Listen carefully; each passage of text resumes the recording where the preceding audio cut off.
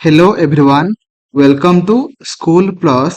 आज आम यही वीडियो माध्यम 30टा ओडिया ग्रामर क्वेश्चन करवा जोटा कि आमर 2024 मसीह जो आमर सिटी एग्जाम होता जोटा कि आमर 12 सेप्टेम्बर होता 13 सेप्टेम्बर होता। तो आज आम यही वीडियो माध्यम 12 सेप्टेम्बर फास्ट शिफ्ट और ता सहित सेकेंड शिफ्ट रे जहाँ भी किसी माने 15 30टा ओडिया ग्रामर क्वेश्चन पड़ता सब क्वेश्चन को आम डिटेल्स रे डिस्कशन करवा जोटा कि आपण मानकर आगामी आमर ओटीईटी सिटी एवं जो आमर हम आमर एसएसटी जेटी एवं ता सहित आमर जो एटी बा जेटी आमर जोटा बाहर जूनियर टीचर 2026 रेगुलर है बाहर तो से सब एग्जाम आमर बहुत बहुत हेल्पफुल हम एवं ता सहित ओडिशार सब एग्जाम जो एग्जाम रे आमर ओडिया ग्रामर अच्छी तो से सब एग्जाम आपण मानकर ए वीडियो बहुत हेल्पफुल हम। तो मोर आशा आपण माने वीडियो टाको फास्ट रू लास्ट जाए देखिए बिना स्किप करके देखिए এবং ଆପଣ ମାନଙ୍କୁ ଯଦି ଭିଡିଓ ଭଲ ଲାଗିଲା ଆପଣ ମାନେ ଲାଇକ୍ କରିବେ ଏବଂ ତା ସହିତ ଆପଣ ମାନେ କମେଣ୍ଟରେ ଜଣେଇବେ କି ଆପଣ ମାନଙ୍କୁ କୋଉ ଟାଇପ ରେ ଭିଡିଓ ଦରକାର ଏବଂ ଚ୍ୟାନେଲ କୁ ନୂଆ ଥିଲେ ସବସ୍କ୍ରାଇବ କରିବେ ଏବଂ ତା ସହିତ ବେଲ ଆଇକନ ଉପରେ କ୍ଲିକ୍ କରିବେ ଯୋ ଦ୍ୱାରା କି ମୁଁ ଯାହା ବି ନୂଆ ଭିଡିଓ ଅପଲୋଡ କରିବି ତ ଆପଣ ମାନଙ୍କ ପାଖରେ ଫାଷ୍ଟ ନୋଟିଫିକେସନ ପାଇପାରିବେ। ଓକେ এবং ତା ସହିତ ହ୍ୱାଟ୍ସଆପ ଚ୍ୟାନେଲ ଆଭେଲେବୁଲ ଅଛି ଲିଙ୍କ ଦେଇଛି ଆପଣମାନଙ୍କ ଡେସ୍କ୍ରିପସନ ବକ୍ସ ରେ ଏବଂ ଟେଲିଗ୍ରାମ ଗ୍ରୁପ ର ମଧ୍ୟ ଲିଙ୍କ ଦେଇଛି ଆପଣ ମାନେ ସେଇ ଗ୍ରୁପ ରେ ଜଏନ ହେଇଯାଆନ୍ତୁ। ଓକେ ଚାଲନ୍ତୁ ଭିଡିଓ ଷ୍ଟାର୍ଟ କରିବା। ଫାଷ୍ଟ କ୍ୱେଶ୍ଚନ ଆମର କଣ ଅଛି ନା ସଂସ୍କୃତରୁ ଓଡ଼ିଆକୁ କେତୋଟି ଉପସର୍ଗ ଗୃହୀତ ହୋଇଛି ମାନେ ଆମେ ସେ ପଚାରିଛି କଣ ନା କହିଛି କି ଆମର ଓଡ଼ିଆରେ କେତୋଟି ଉପସର୍ଗ ଅଛି ହେଲା। ଅପସନ କଣ କଣ ଅଛି ଦେଖିବା 20 ଅଛି 22 ଅଛି 24 ଅଛି 25 ଅଛି ହେଲା। तो आमर ओडिया रे केतोटी उपसर्ग अच्छे जोटा कि आमर कौन हम ना सठिक आंसर कौन है ना ऑप्शन ए जोटा कि 20। ओके तो एवं ता सहित उपसर्ग माने कौन ना उपसर्ग माने कौन ना हूँ आमर नूतन शब्द गठन पाई शब्दर पूर्व रे जोग करा जाउथिबा प्रत्यय को आम माने उपसर्ग कहि थांती बुझि पाइले। आउ थरे कहूची नूतन शब्द गठन पाई शब्दर पूर्वरु जोग करुथुबा प्रत्यय को आमे माने कौन कहिथांती आमे कहिथांती उपसर्ग बुझि पाइले। तो परवर्ती क्वेश्चन को जिबा एवं ता सहित ओडिया रे हमर 20 टी प्रत्यय अछि ला सॉरी उपसर्ग अछि ला।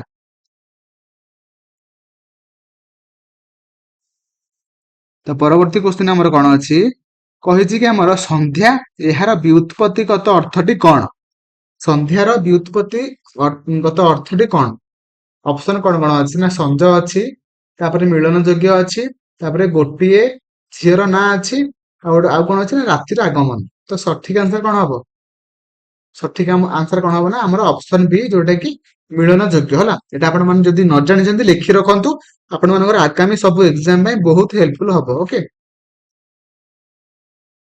तो परवर्ती क्वेश्चन कहिछि कि हमर शब्द शक्ति कहिले कोन बुझ होला शब्द शक्ति कहिले माने कोन बुझंती। तो ऑप्शन कोन कोन अछि ऑप्शन अछि असार्थक पद समष्टि तापर अछि अर्थगत वाक्य तापर अछि जेउ अर्थरे जेउ पद व्यवहृत तापर कहला पूर्ण भाव अभिव्यक्ति हैला। तो सठिक आंसर कोन हबो देखंतु हमर शब्द शक्तिर अर्थ हम कोन कहबा ना हमर सठिक आंसर कोन हिजबो ऑप्शन सी माने जोटा कि जेउ अर्थरे जेउ पद व्यवहृत होला option C will be right answer. Okay तो परवर्ती क्वेश्चन कहिछि धातु सहित विभक्ति जोग होई जेउ पद गठन करंती ताहाकू केउ पद कहा जाय हैला। जदि आमे माने धातु सहित विभक्ति को आमे जोग कले बा माने जोग करके आमे जदि पद को आमे गठन कले तेबे सेही पद को आमे कोन कहिथांती ऑप्शन अछि कोन ना अव्यय अछि क्रियापद अछि तापर अछि विशेषण पद अछि हैला विशेषण पद अछि तापर हेतु अछि हैला। सठिक आंसर कोन हे जिवो हमर धातु सहित जदि आमे माने विभक्ति को जोग कले तेबे हमर कोन हबो ना हमर हे जिवोटा क्रियापद बुझि पाइले। ଏବଂ ତା ସହିତ ମୁଁ କହି ରଖିବି କଣ ଆଉ ରଖି ମାନେ ଲେଖି ରଖନ୍ତୁ ଯୋଉଟା କି କ୍ରିୟାପଦର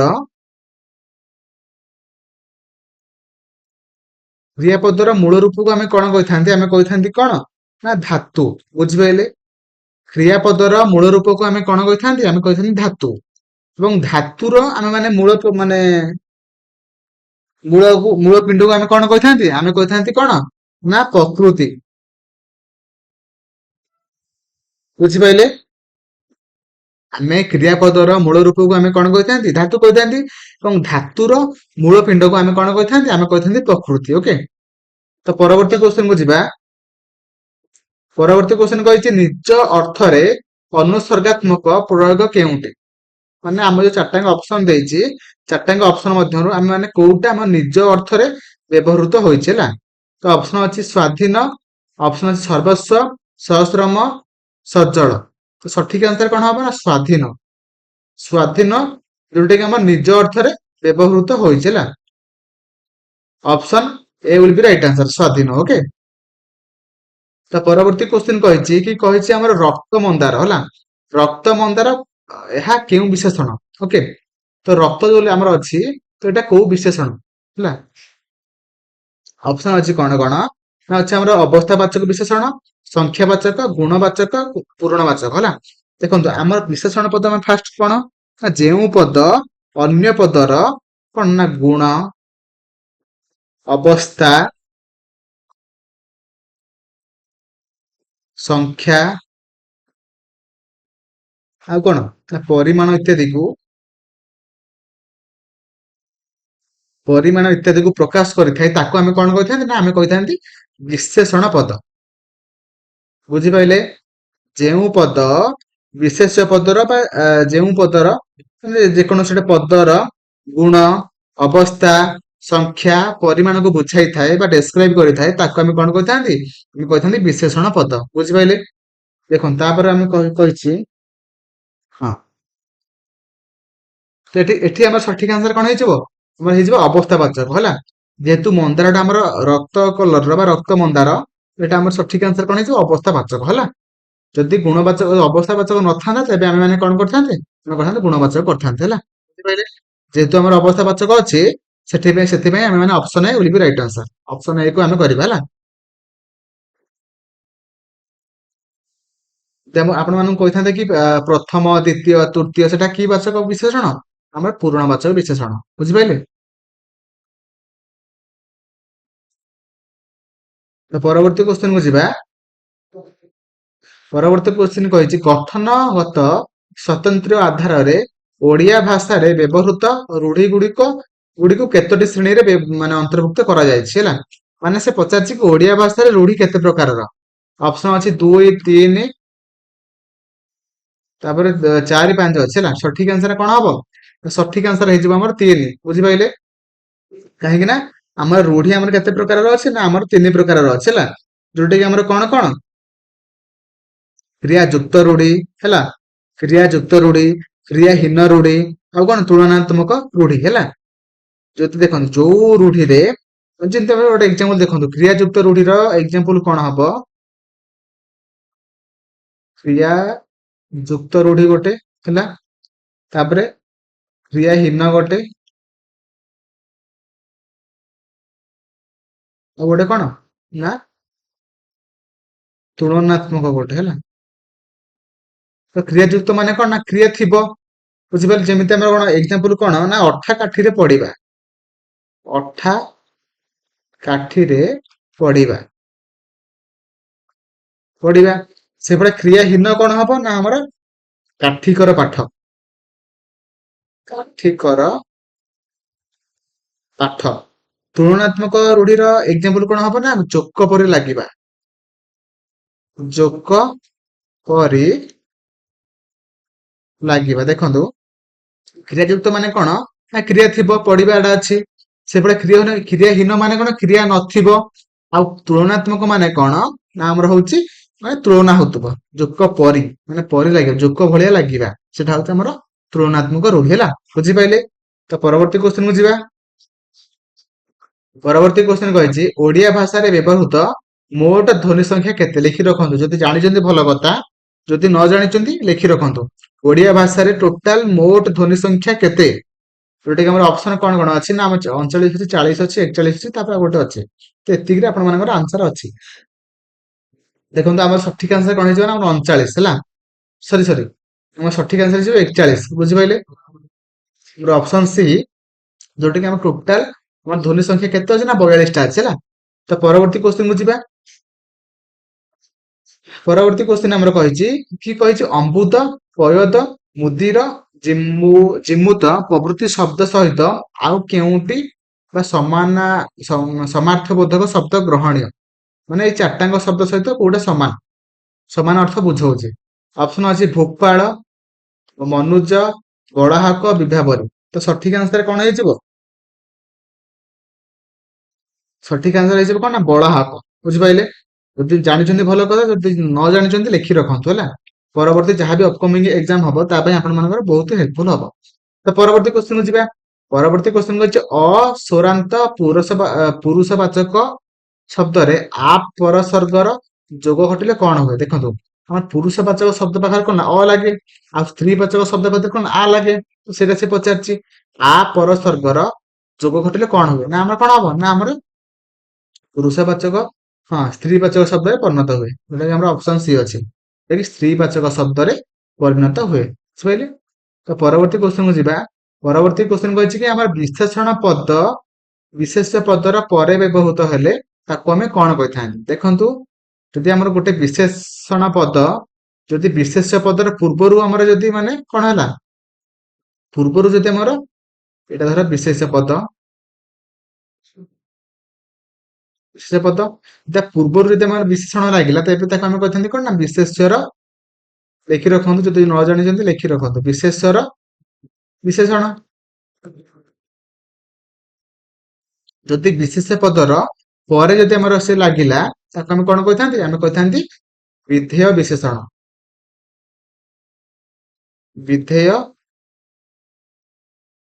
ବିଶେଷଣ। ବୁଝିପାରିଲେ? ତ ଏଠି ଆମର ସଠିକ ଆନ୍ସର କଣ ହବ? ଏଠି କହିଥିଲେ କଣ ନା ବିଶେଷ ପଦର ପରେ ବ୍ୟବହୃତ ହଉଛି, ଯୋଉଟା କି ଆମର ସଠିକ ଆନ୍ସର କଣ ହେଇଯିବ? ଆମର ହେଇଯିବ କଣ ନା ବିଧେୟ ବିଶେଷଣ। ଅପସନ ଡି, ବିଧେୟ ବିଶେଷଣ। ଓକେ। ତ ପରବର୍ତ୍ତୀ କ୍ୱେଶ୍ଚିନ୍ କୁ ଯିବା। ପରବର୍ତ୍ତୀ କ୍ୱେଶ୍ଚିନ୍ କହିଛି କି କହିଛି କ କେଉଁ ଧ୍ୱନି ଶ୍ରେଣୀରେ ଅନ୍ତର୍ଗତ? ଦେଖନ୍ତୁ କ କଣ ହବ? ଦେଖ ଆମେ ଜାଣିଛନ୍ତି କଣ ଜାଣିଛେ, ଆମର କଣ କଣ ଅଛି ନା କଚଡ ତପ, କ, ସ, ତ, ତ, ପ। ଏପଟେ ଆମେ କହିପାରିବା କ, ତା, ମୁ, ଦ, ଅ।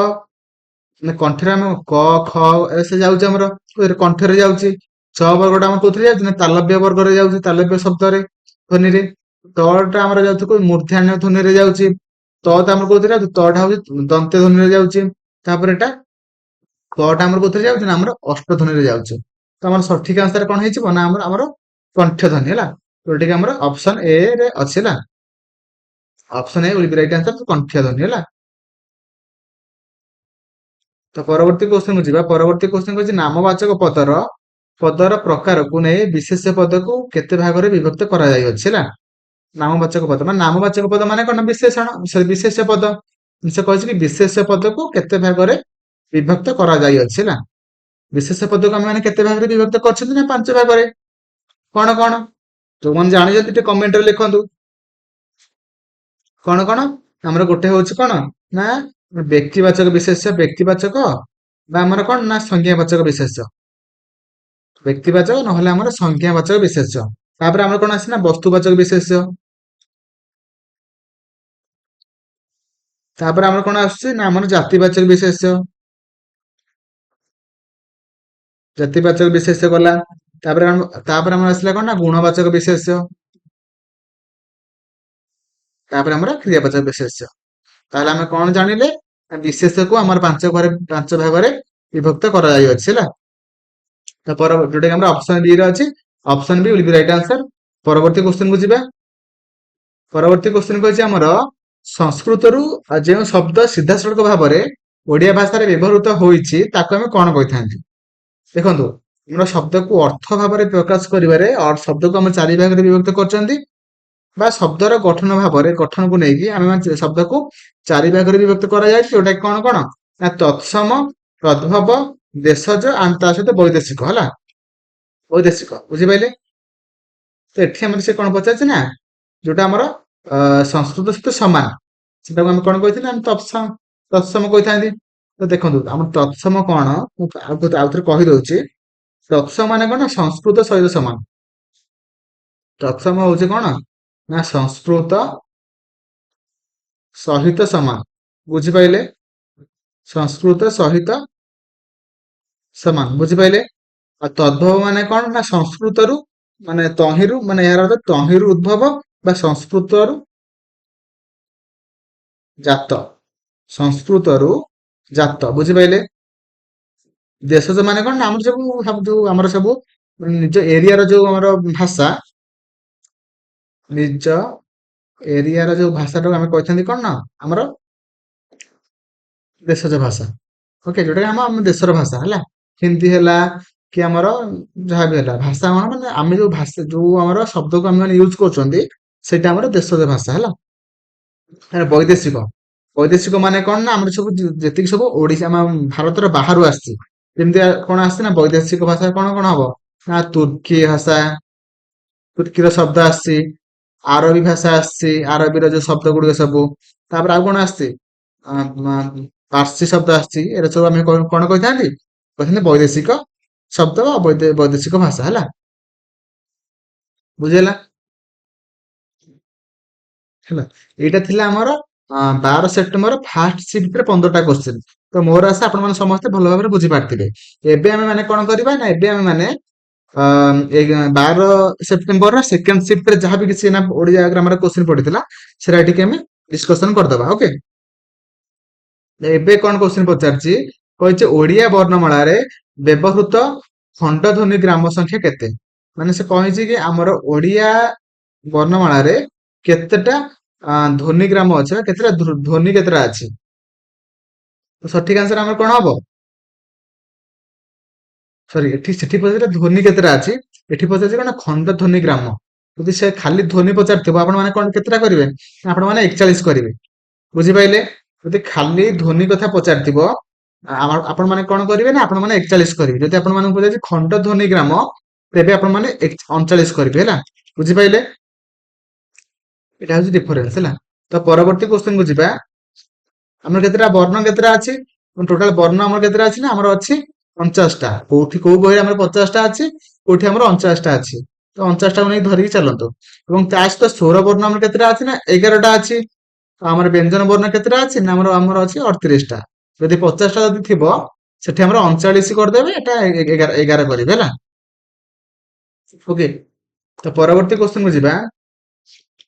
ତ ପରବର୍ତ୍ତୀ କ୍ୱେଶ୍ଚନ କହିଛି ଆମର କଣ ଓଷ୍ଠର ଅବସ୍ଥିତି ଦୃଷ୍ଟିରୁ ଓ ଉ ଓ କେଉଁ ଧ୍ୱନି ଅନ୍ତର୍ଗତ? ମାନେ କହିଛି ଓ ହର୍ଷଉ ଆଣ୍ଡ ଓ ଏଇ ଯୋଉ ତିନିଟାଙ୍କ ବର୍ଣ୍ଣ ଯୋଉ ଆମର କୁହାଯାଇଛି ବର୍ଣ୍ଣ, ତ ଏଟା କୋଉଥିରେ ଯାଉଛି ବା କୋଉ ଟାଇପ ର ଧ୍ୱନିରେ ଯାଉଛି? ତ ଅପସନ କଣ କଣ ଅଛି ନା ବିବୃତି ଅଛି, ଅର୍ଦ୍ଧ ବିବୃତି ଅଛି, ଗୋଲାକୃତି ଅଛି, ତାପରେ କଣ ଅଛି ନା ଆମର ସମ୍ବୃତ ଅଛି। ତ ସଠିକ ଆନ୍ସର କଣ ହବ? ଆମର ସରି ଗୋଲାକୃତ ହବ ହେଲା। ମୋର ସଠିକ ଆନ୍ସର କଣ ହେଇଯିବ ନା ଗୋଲାକୃତ। ଓକେ, ତ ଲେଖି ରଖନ୍ତୁ ଏଟା। ଲେଖି ରଖନ୍ତୁ କାହିଁକି ନା ଏଟା ମୋଷ୍ଟ ଇମ୍ପୋର୍ଟାଣ୍ଟ କ୍ୱେଶ୍ଚନ। ଓକେ, ତ ପରବର୍ତ୍ତୀ କ୍ୱେଶ୍ଚନ କୁ ଯିବା। ପରବର୍ତ୍ତୀ କ୍ୱେଶ୍ଚନ ଆପଣ ମାନଙ୍କୁ ପଚାରିଛି ସେ ସାଧାରଣ ଭାବେ ଓଡିଆ ଶବ୍ଦ ଭଣ୍ଡାର କେତେ ଭାଗରେ ବିଭକ୍ତ କରାଯାଇଅଛି ହେଲା।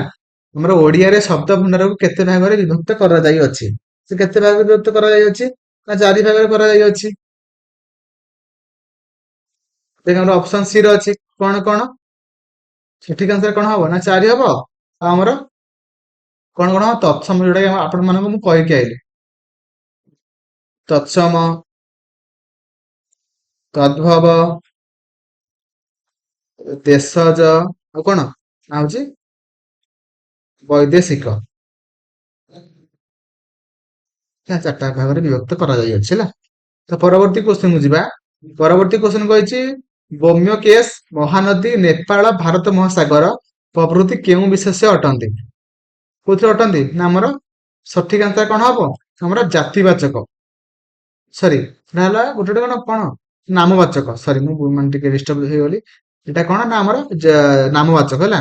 କାହିଁକି ନା ଏରା ସବୁ ଗୋଟେ ଗୋଟେ କଣ ନା ହଉଛି ଏରା ସବୁ ଗୋଟେ ଗୋଟେ ସବୁ ନାମକୁ ବୁଝଉଛି। ଓକେ, ସେଥିପାଇଁ ଆମର ସଠିକ ଆନ୍ସର କଣ ହେଇଯିବ ଆମର ହେଇଯିବ ଅପସନ ସି ଯୋଉଟା କି ନାମବାଚକ ବିଶେଷ୍ୟ। ତ ପରବର୍ତ୍ତୀ କ୍ୱେଶ୍ଚନ କୁ ଯିବା। ପରବର୍ତ୍ତୀ କ୍ୱେଶ୍ଚନ କୁ ଯିବା। ପରବର୍ତ୍ତୀ କ୍ୱେଶ୍ଚିନ୍ କହିଛି ସଂଖ୍ୟା ଗରିଷ୍ଠ ମତ ଗଣତନ୍ତ୍ରକୁ ସୁଦୃଢ କରେ ଏଠାରେ କେଉଁ ବିଶେଷଣ ହୋଇଛି? ହେଲା, ସଂଖ୍ୟା ଗରିଷ୍ଠ ମାନେ କଣ, ମାନେ ଏଟା କି ବିଶେଷଣ? ଅପସନ ଅଛି ପରିମାଣ, ସଂଖ୍ୟା, ତାପରେ ଅଛି ତୁଳନାତ୍ମକ, ତାପରେ ଅଛି ପୂର୍ଣ୍ଣବାଚକ। ହେଲା, ତ ସଠିକ ଆନ୍ସର କଣ ହବ? ସଠିକ ଆନ୍ସର କଣ ହବ ନା ଆମର କଣ ନା ତୁଳନାତ୍ମକ। ହେଲା, ଅପସନ ସି ତୁଳନାତ୍ମକ। କାହିଁକି ନା ଯେତେବେଳେ ଇଲେକ୍ସନ ହୁଏ ସେତେବେଳେ ଆମର ଦିଟାଙ୍କ ମଧ୍ୟରେ ତୁଳନା କରାଯାଏ କାହାର ଅଧିକ ଅଛି, ସେଥିପାଇଁ ଆମର ଅପସନ ସି ହେଇଯିବ ରାଇଟ ଆନ୍ସର, ଯୋଉଟା କି ତୁଳନାତ୍ମକ ବିଶେଷଣ। ହେଲା, ଏବଂ ବିଶେଷଣ କଣ ମୁଁ ଆପଣମାନଙ୍କୁ କହିସାରିଛି। ହେଲା, ଏବଂ ବିଶେଷଣ କେତେ ପ୍ରକାରର ଆପଣ ମାନେ ମତେ କମେଣ୍ଟରେ ଜଣେଇକି ମାନେ ଜଣାନ୍ତୁ। ହେଲା, ତ ପରବର୍ତ୍ତୀ କ୍ୱେଶ୍ଚନ କହିଛି ଗାଙ୍ଗେୟ ଏହା କେଉଁ ବିଉତ୍ପତ୍ତି କର, ଏହାକୁ ବିଉତ୍ପତ୍ତି କର ମାନେ ତାକୁ ଆମେ କେମିତି ଏଟା ଗଠନ ହେଇଛି ତାକୁ ଆମେ ମାନେ ବାହାର କରିବା। ହେଲା, ତ ଅପସନ କଣ ଅଛି? ଗା ଯୁକ୍ତ ଅଙ୍ଗେୟ, ଗାଙ୍ଗ ଯୁକ୍ତ ୟ, ନା ଅପସନ ସି ଅଛି ଗଙ୍ଗା ଯୁକ୍ତ ୟ, ନା ଆମର ଅପସନ ଡି ହବ ଗାଙ୍ଗେ ଯୁକ୍ତ ୟ। ତ ସଠିକ ଆନ୍ସର କଣ ହବ ନା ଗଙ୍ଗା ଯୁକ୍ତ ୟ, ଯୋଉଟା କି ଆମର ଗାଙ୍ଗେୟ। ହେଲା, ଯୋଉଟା କି ଆମର ଗାଙ୍ଗେୟ, ଯୋଉଟା କି ଆମର ଅପସନ ସି ର ଅଛି। ହେଲା, ତ ପରବର୍ତ୍ତୀ କ୍ୱେଶ୍ଚନ କହିଛି ସୂଚନର ଭାବ ବା କର୍ମକୁ ସୌଜନ୍ୟ କୁହାଯାଏ, ଏହା କେଉଁ ଶବ୍ଦ ପର୍ଯ୍ୟାୟଭୁକ୍ତ? ହେଲା, ଯଦି ଆମେ ସୂଜନର ଭାବ ବା କର୍ମକୁ ଆମେ ସୌଜନ୍ୟ କହିଥାନ୍ତି,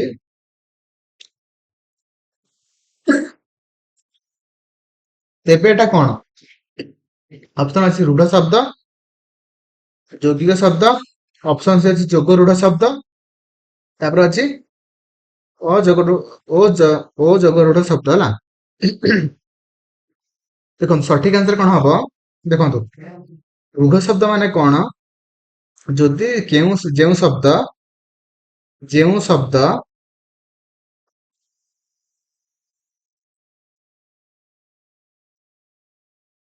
ପ୍ରକୃତି ପ୍ରତ୍ୟୟଗତ,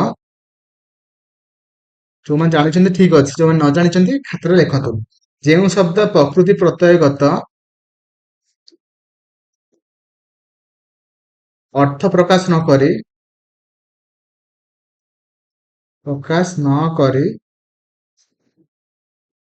ଭିନ୍ନ ଅର୍ଥ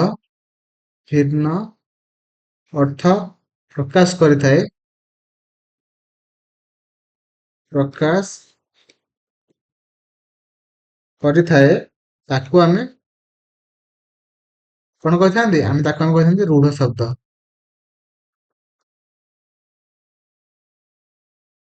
ଏବଂ ଯେଉଁ ଶବ୍ଦ କଣ କରେ ଏଟା ଯୋଉଟା ମାନେ ପ୍ରକୃତି ପ୍ରତ୍ୟୟଗତ ଅର୍ଥକୁ ପ୍ରକାଶ କରିନଥାଏ, ଗୋଟେ ଭିନ୍ନ ଅର୍ଥ ପ୍ରକାଶ କରିଥାଏ, ତାକୁ ଆମେ କଣ କହିଥାନ୍ତି? ଆମେ କହିଥାନ୍ତି ରୂଢ ଶବ୍ଦ। ଆମର ଏକ୍ସାମ୍ପଲ କଣ ହବ ନା ଆମର ହବ ବୃକ୍ଷ। ବୃକ୍ଷ ମାନେ ଆମେ କଣ ଜାଣିଛନ୍ତି ନା ଆମେ ଜାଣିଛନ୍ତି ଗଛ, କିନ୍ତୁ ସେ ଆକ୍ଚୁଆଲି ବୁଝଉଛି କାହାକୁ ନା ଆମର ସରି ବୁଝଉଛି ଆମର ଗଛକୁ, କିନ୍ତୁ ତାର ଆକ୍ଚୁଆଲି ଅର୍ଥ କଣ? ଛେଦନ କରିବା, ଛେଦନ କରିବା ଭିତରେ କଣ ନା ହଉଛି ଆକ୍ଚୁଆଲି ଅର୍ଥ। ହେଲା, ବୁଝିପାଇଲେ? ତ ସେଇଭଳିଆ ଏଟା ଲିଭେଇ ଦଉଛି। ତାପରେ ଆମର ଯୋଗ୍ୟ ଶବ୍ଦ ଆମେ ଦେଖିବା। ଯୋଗ୍ୟ ଶବ୍ଦ ମାନେ କଣ? ଯେଉଁ ଶବ୍ଦ ଆମର କଣ କରିବ ନା ଆମର ଯେଉଁ ଶବ୍ଦ ଆମର ପ୍ରକୃତି ପ୍ରତ୍ୟୟଗତ ଅର୍ଥକୁ ପ୍ରକାଶ କରେ। ହେଲା, ଯେଉଁ ଶବ୍ଦ ଯେଉଁ ଶବ୍ଦ ପ୍ରକୃତି ପ୍ରତ୍ୟୟଗତ ପ୍ରତ୍ୟୟଗତ ପ୍ରତ୍ୟୟଗତ ଅର୍ଥକୁ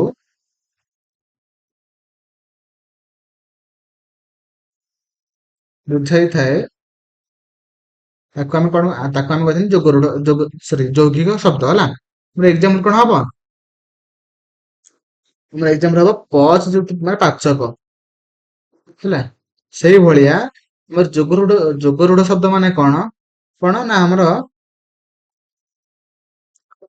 ଯେଉଁ ଶବ୍ଦ ବ୍ୟୁତ୍ପତ୍ତିଗତ ଅର୍ଥ ଅନେକ ବସ୍ତୁକୁ ବୁଝାଇବା ସମ୍ଭବ ହେଲେ ମଧ୍ୟ ସେ କେବଳ ଗୋଟେ ଶବ୍ଦକୁ ବୁଝାଇଥାଏ। ହେଲା, ସେମାନେ କଣ କରେ ନା ଯେଉଁ ଗୋଟେ ଶବ୍ଦ ଯୋଉଟା କି ମାନେ କଣ ନା ଆମର ଅଧିକ ଶବ୍ଦକୁ ଆମର ସେ ବୁଝାଇ ପାରୁଥିବ ସମ୍ଭବ। ହେଲା, କିନ୍ତୁ ସେ ସେଟା ନ କରିକି ସେ କେବଳ ଗୋଟିଏ ଶବ୍ଦକୁ ସେ ବୁଝାଇଥାଏ। ହେଲା, ଆମର କଣ ଅପସନ ମନେ ନେବେ? ଦେଖନ୍ତୁ ପଙ୍କଜ। ପଙ୍କଜ ମାନେ କଣ ନା ପଙ୍କରୁଜାତ। ପଙ୍କରୁ ଜାତ ବୁଝଉଛି। ପଙ୍କରୁ କଣ ଖାଲି ପଦ୍ମ ଜାତ ହେଇଛି କି? ବହୁତ ସେ କିଛି ଜାତ ହେଇଛି, କିନ୍ତୁ ସେ ସବୁକୁ ବୁଝାଇବା ସତ୍ତ୍ୱେ, ସମ୍ଭବ ସତ୍ତ୍ୱେ, କିନ୍ତୁ ସେ କାହାକୁ ବୁଝାଏ ନା ପଦ୍ମକୁ ବୁଝାଏ। କାହାକୁ ବୁଝାଏ ନା ପଦ୍ମକୁ ବୁଝାଏ। ସେଥିପାଇଁ ଆମର ସଠିକ ମାନେ ଏଇଭଳିଆ ଶବ୍ଦକୁ ଆମେ କଣ କହିଥାନ୍ତି? ଏଇଭଳିଆ ଶବ୍ଦକୁ ଆମେ କଣ କହିଥାନ୍ତି ନା ଯୋଗରୂଢ ଶବ୍ଦ କହିଥାନ୍ତି ହେଲା।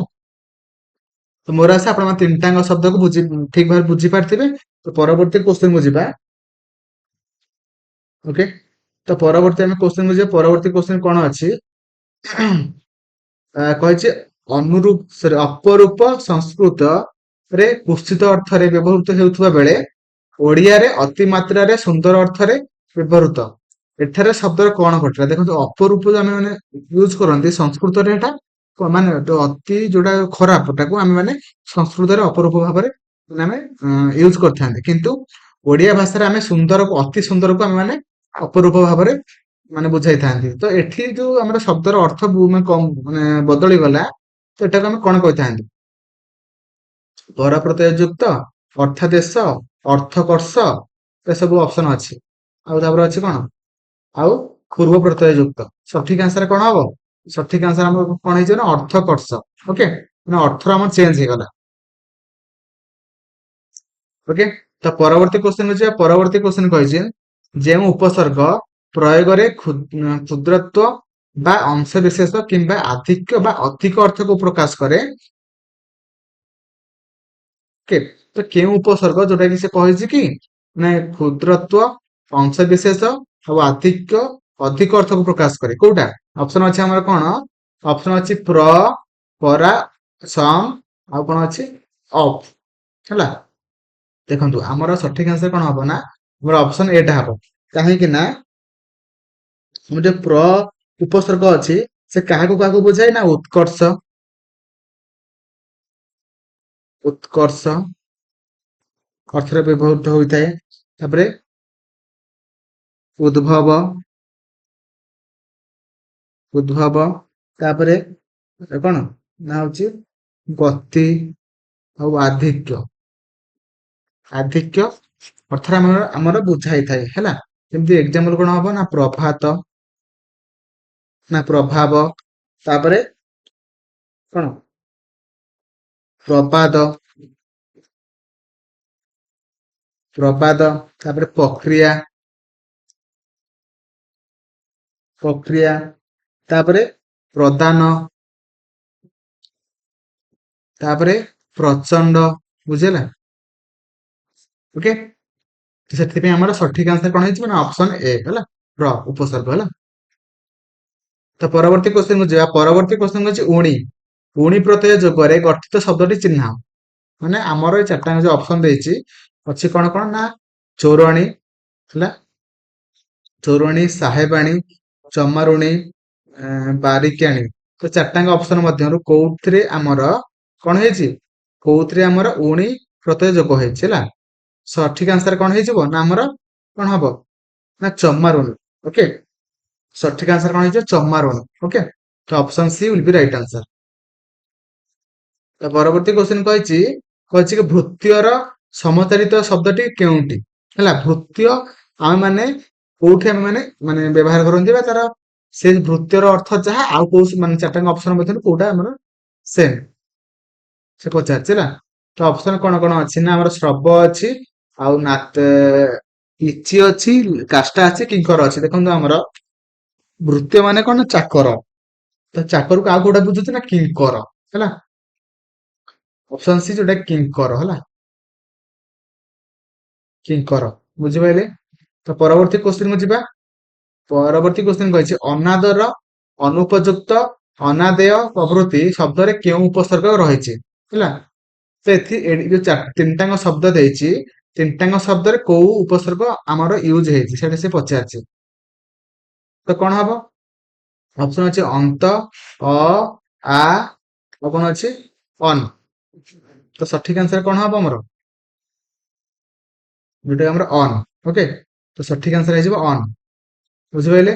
ଦେଖନ୍ତୁ, ଆମର ଏଠି କଣ ହେଇଛି ନା ଅନ୍, ଅନ୍ ଯୁକ୍ତ ଆଦର, ଅନାଦର, ଅନ୍ ଯୁକ୍ତ ଉପଯୁକ୍ତ, ଅନୁପଯୁକ୍ତ, ଅନ୍ ଯୁକ୍ତ ଆଦେୟ, ଯୋଉଟା କି ଅନାଦେୟ। ଓକେ, ଆମର ଅପସନ ସେଟା ଟିକେ ଅଛି ହେଲା, ଅନ୍। ଓକେ, ତ ପରବର୍ତ୍ତୀ କ୍ୱେଶ୍ଚନ କୁ ଯିବା। କହିଛି ନିମ୍ନୋକ୍ତ ଶବ୍ଦ ମଧ୍ୟରୁ କେଉଁଟି ଅନଳର ସମଚାରିତ ଶବ୍ଦ ନୁହେଁ, ମାନେ କୋଉଟା ସେ ଅନଳକୁ ବୁଝାଉ ନାହିଁ। ତ ଅପସନ ଅଛି କଣ ନା ପାବକ, ବୈଷାନ୍ୟର, ଚିତ୍ରଭାନୁ, ତାପରେ ଅଛି କଣ ନା ତ୍ରିଦଶ। ଓକେ, ଆଉ ସଠିକ ଆନ୍ସର କଣ ହବ, କାହାକୁ ବୁଝାଉ ନାହିଁ, ଯୋଉଟା କି ଆମର ତ୍ରିଦଶ। ଆପଣ ମାନେ ଏଇ ପ୍ରତିଶବ୍ଦ ଗୁଡାକ ଟିକେ ଲେଖିକି ପ୍ରାକ୍ଟିସ କରନ୍ତୁ, ଯୋଉଟା କି ଆପଣ ମାନଙ୍କର ମନେ ରହିବ ହେଲା। ତ ପରବର୍ତ୍ତୀ କ୍ୱେଶ୍ଚନ କହିଛି ଅଫିମ ଖୋର, ଜିତ୍ ଖୋର, ନିଶା ଖୋର ପ୍ରଭୃତି ଖୋର ପରସର୍ଗ କେଉଁ ଭାଷାରୁ ଆଗତ, ହେଲା। ଯୋଉଟା କି ଆମର ଖୋର ଖୋର ପରସର୍ଗ, ଯୋଉଟା କି କୋଉ ଭାଷାରୁ ମାନେ ଆଗତ, କୋଉ ମାନେ ଭାଷାରୁ ଆସିଛି।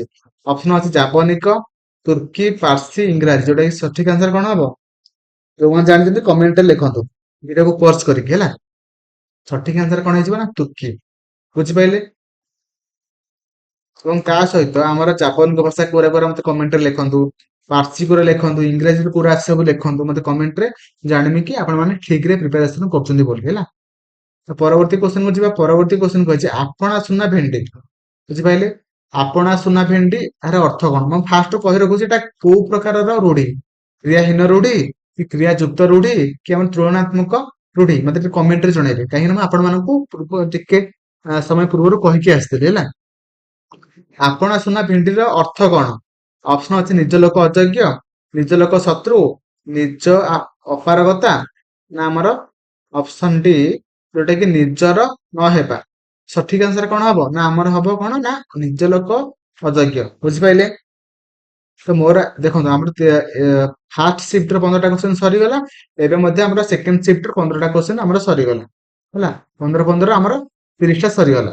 ତ ମୋର ଆଶା ଆପଣ ମାନେ ସବୁ କ୍ୱେଶ୍ଚନ କୁ ଠିକ ଭାବରେ ବୁଝିପାରିଥିବେ, ଯୋଉଟା କି ଆପଣ ମାନେ ବୁଝିପାରୁନାହାନ୍ତି ଖାତାରେ ନୋଟ କରନ୍ତୁ, ଯୋଉଟା କି ଆପଣ ମାନେ ପରବର୍ତ୍ତୀ ସମୟ ରିଭିଜନ କରିବେ। ଏବଂ କାହିଁକି ନା ଏଟା ସବୁ ଟିକେ ମୋଷ୍ଟ ଇମ୍ପୋର୍ଟାଣ୍ଟ କ୍ୱେଶ୍ଚନ। ଆପଣ ମାନେ ଯାହାବି ଆଗକୁ କିଛି ଏକ୍ସାମ ଦିଅନ୍ତୁ ନା କାହିଁକି, ସବୁ ଏକ୍ସାମ ରେ ଏଇ ଟାଇପ ର କ୍ୱେଶ୍ଚନ ପଡିବ। ଓକେ, ତ ମୋର ଆଶା ଆପଣ ମାନେ ସବୁ କ୍ୱେଶ୍ଚନ କୁ ଠିକ ଭାବରେ ବୁଝିପାରିଥିବେ, ଏବଂ ଯୋଉଟା ନ ବୁଝି ପାଇଲେ କି ଆପଣ ମାନଙ୍କର ଟିକେ ମନେ ନାହିଁ ସେଟା ନୋଟ କରିଦିଅନ୍ତୁ, ଏବଂ ମାନେ ପରବର୍ତ୍ତୀ ଟାଇମ ମାନେ ପରବର୍ତ୍ତୀ ସମୟରେ ତାକୁ ରିଭିଜନ କରିଦେବେ। ଓକେ, ତ ମୋର ଆଶା ଆପଣ ମାନେ ଭିଡିଓଟାକୁ ଭଲକି ବୁଝିପାରିଥିବେ, ଏବଂ ତା ସହିତ ଯଦି ଆପଣ ମାନେ ଚ୍ୟାନେଲକୁ ନୂଆ ଅଛନ୍ତି, ସବସ୍କ୍ରାଇବ କରିକି ବେଲ ଆଇକନ ଉପରେ କ୍ଲିକ କରିଦିଅନ୍ତୁ, ଯଦ୍ୱାରା କି ମୁଁ ଯାହାବି କିଛି ନୂଆ ଭିଡିଓ ଅପଲୋଡ କରିବି ଆପଣ ମାନେ ତାକୁ ଫାଷ୍ଟ ପାଇପାରିବେ। ଓକେ, ଏବଂ ଆପଣ ମାନଙ୍କୁ ଆଉ କୋଉ ଟାଇପ ର ଭିଡିଓ ଦରକାର ମତେ କମେଣ୍ଟରେ ଜଣାଇବେ। ଭିଡିଓ ଶେଷ ପର୍ଯ୍ୟନ୍ତ ଦେଖିଥିବାରୁ ଧନ୍ୟବାଦ। Thank you. ଜୟ ଜଗନ୍ନାଥ।